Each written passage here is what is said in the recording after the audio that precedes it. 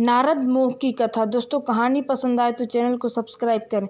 नारद जी ने एक आश्रम में जन्म लिया था। उनकी माँ उस आश्रम की सेविका थी। नारद जी का बचपन ऋषि कुमारों के साथ खेल कूद कर बीता। ऋषि महर्षियों के संग ने उनके मन में छिपी हुई आध्यात्मिक जिज्ञासा को जगा दिया और वे भी योग के रास्ते पर चल पड़े। अपनी तपस्या के बल पर उन्होंने रिद्धि सिद्धियां प्राप्त की और सदा के लिए अमर हो गए। नारद जी को यह अभिमान हो गया कि उनसे बढ़कर इस पृथ्वी पर और कोई दूसरा विष्णु भगवान का भक्त नहीं है। उनका व्यवहार भी इस भावना से प्रेरित होकर कुछ बदलने लगा। वे भगवान के गुणों का गान करने के साथ साथ अपने सेवा कार्यों का भी वर्णन करने लगे।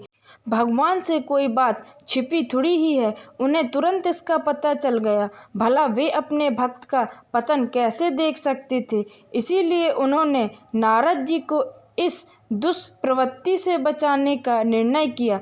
एक दिन नारद जी और भगवान विष्णु साथ साथ वन में जा रहे थे कि अचानक विष्णु जी एक वृक्ष के नीचे थक कर बैठ गए और बोले, भाई नारद जी, हम तो थक गए, प्यास भी लगी है, कहीं से पानी मिल जाए तो ले आओ। हमसे तो प्यास के मारे चला ही नहीं जा रहा है, हमारा तो गला सूख रहा है। नारद जी तुरंत सावधान हो गए। उनके होते हुए भला भगवान प्यासे रहें। वे बोले, भगवान अभी लाया, आप थोड़ी देर प्रतीक्षा करें। नारद जी एक और दौड़ लिए। उनके जाते ही भगवान मुस्कुराए और अपनी माया को नारद जी को सत्य के मार्ग पर चलने का आदेश दिया। माया शुरू हो गई। नारद जी थोड़ी दूर ही गए होंगे कि एक गांव दिखाई पड़ा, जिसके बाहर कुएं पर कुछ युवा स्त्रियां पानी भर रही थी।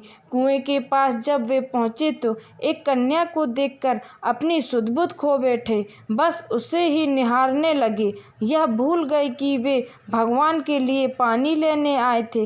कन्या भी समझ गई। वह जल्दी जल्दी जल से घड़ा भरकर अपनी सहेलियों को पीछे छोड़कर घर की ओर चल दी। नारद जी भी उसके पीछे हो लिए। कन्या तो घर के अंदर चली गई, लेकिन नारद जी ने द्वार पर खड़े होकर नारायण नारायण का अलग जगाया। गृह स्वामी नारायण का नाम सुनकर बाहर आया।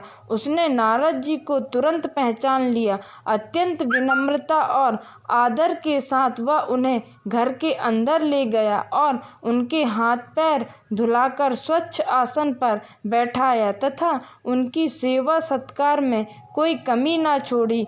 तब शांति के साथ उनके आगमन से अपने को धन्य बताते हुए अपने योग्य सेवा के लिए आग्रह किया।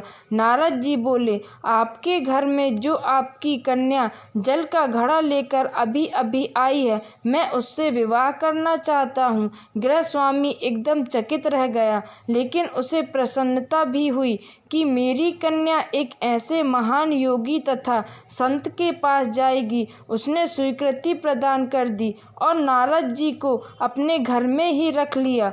2-4 दिन पश्चात शुभ मुहूर्त में अपनी कन्या का विवाह नारद जी के साथ कर दिया तथा उन्हें ग्राम में ही इतनी धरती का टुकड़ा दे दिया कि खेती करके वे आराम से अपना पेट भर सके। अब नारद जी की वीणा एक खूंटी पर टंगी रहती, जिसकी ओर उनका ध्यान बहुत कम जाता। अपनी पत्नी के आगे नारायण को वे भूल गए। दिन भर खेत में लगे रहते, कभी हल चलाते, कभी पानी देते, कभी बीज बोते, कभी निराई गुड़ाई करते। जैसे जैसे पौधे बढ़ते, उनकी प्रसन्नता का पारावार न रहता। फसलें हर वर्ष पकती, कटती, अनाज से उनके कोठरे भर जाते। नारद जी की गृहस्थी भी बढ़ती गई। 3-4 लड़के लड़कियां भी हो गए। अब नारद जी को एक क्षण भी फुर्सत न थी। वे हर समय उनके पालन पोषण तथा पढ़ाई लिखाई में लगे रहते अथवा खेती में काम करते। अचानक एक बार वर्षा के दिनों में तेज बारिश हुई। कई दिनों तक बंद होने का नाम ही नहीं लिया। बादलों की गरज और बिजली की कड़क ने सबके हृदय में भय उत्पन्न कर दिया। मूसलाधार वर्षा ने ग्राम के पास बहने वाली नदी में बाढ़ की स्थिति पैदा कर दी। किनारे तोड़कर नदी उफान पड़ी।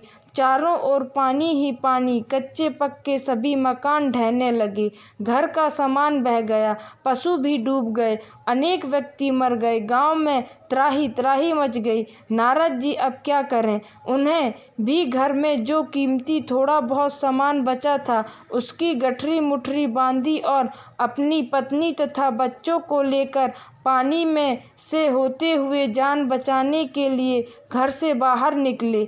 बगल में गठरी एक हाथ से एक बच्चे को पकड़े, दूसरे से अपनी स्त्री को संभाले तथा पत्नी भी एक बच्चे को गोद में लिए एक का हाथ पकड़े धीरे धीरे आगे बढ़े।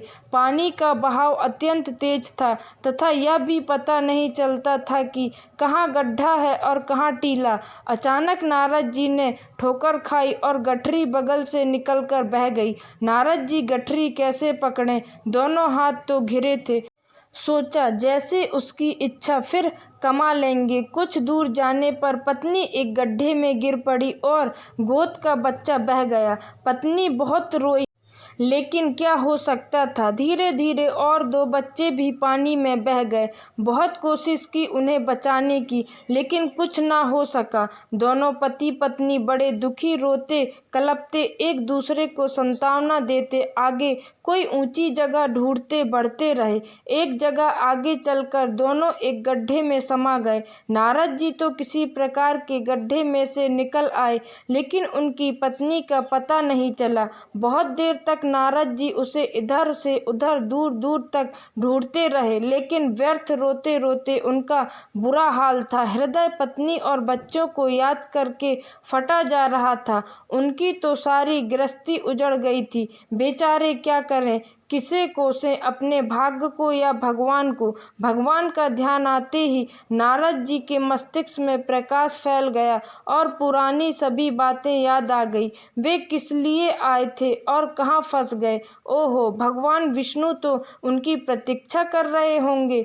वे तो उनके लिए जल लेने आए थे और यहाँ गृहस्थी बसाकर बैठ गए। वर्ष बीत गए गृहस्थी को बसाने में और फिर सब नष्ट हो गया। क्या भगवान अब भी मेरी प्रतीक्षा में उसी वृक्ष के नीचे बैठे होंगे? यह सोचते ही बाढ़ नदारद हो गई। गांव भी अंतर्ध्यान हो गया। वे तो घने वन में खड़े थे। नारद जी पछताते और शर्माते हुए दौड़े। देखा कुछ ही दूर पर उसी वृक्ष के नीचे भगवान लेटे हैं। नारद जी को देखते ही वे उठ बैठे और बोले, अरे भाई नारद, कहाँ चले गए थे? बड़ी देर लगा दी, पानी लाए या नहीं? नारद जी भगवान के चरण पकड़कर बैठ गए और लगे अश्रु बहाने। उनके मुंह से एक बोल भी न फटा।